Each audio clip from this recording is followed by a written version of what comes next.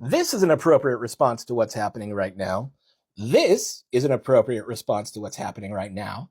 But this is also an appropriate response to what's happening right now. Why? Because a treaty's been broken. Let's talk about it.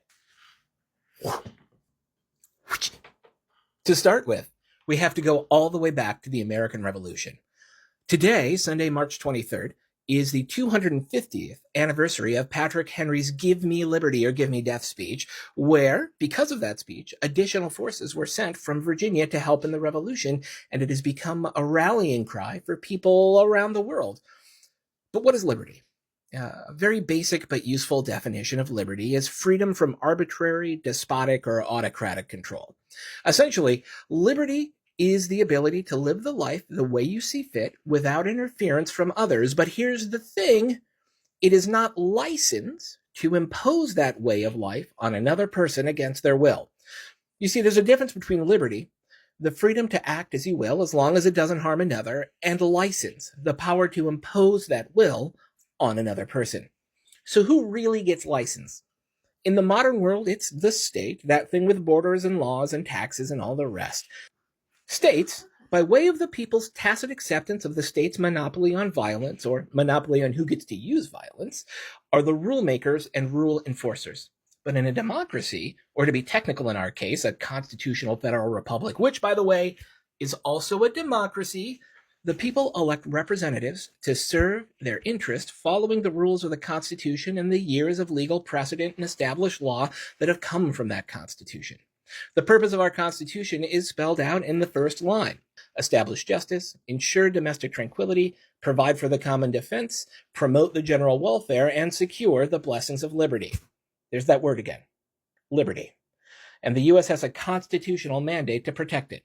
To be fair, we've been pretty shit at protecting that, all things considered, especially the further away from being white, cis, hetero, rich, Christian, and a dude that you are. But starting in the 1950s up until about the 2015, things were legitimately getting better. And then Trump happened. Now, he's not the cause of things. He's a symptom of a much deeper illness in society. He's just a particularly acute and possibly fatal symptom. And the illness he represents is a breach of the key social treaty that keeps us all from each other's throats: tolerance. Now, notice that I called it a treaty. I didn't come up with this concept, by the way. Jonathan Zunger, who is a high-level software engineer who worked on big chunks of Twitter and Google back in the day, did, and he brought that concept to light for me. I put the link to the article below. For years, philosophers have been dealing with Karl Popper's paradox of tolerance. Basically, a society must be tolerant in order to ensure liberty, but tolerance inherently allows the intolerant to have a voice. And intolerance, when it gets into society, corrupts that society and makes it intolerant. But you can't be tolerant without allowing voices in. And so you see there's a paradoxical cycle there. But the thing is, Jonathan Zunger points out that this assumes the paradox that tolerance is a moral precept, when what it is really, in reality, is a treaty. He says that tolerance isn't a moral issue, it's an agreement to live in peace, not an agreement to be peaceful no matter the conduct of others. A peace treaty isn't an unaliving pact.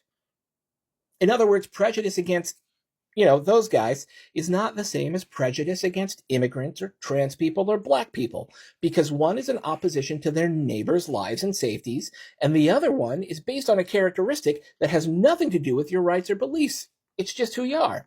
He argues, and I violently agree, that you are under no duty to tolerate an attempt to impose someone else's religious laws upon you, and that the protections of society should be withdrawn from those who try to destroy it. So that gets us all the way back to Tesla and why that rock in your hand totally has something to say about the situation.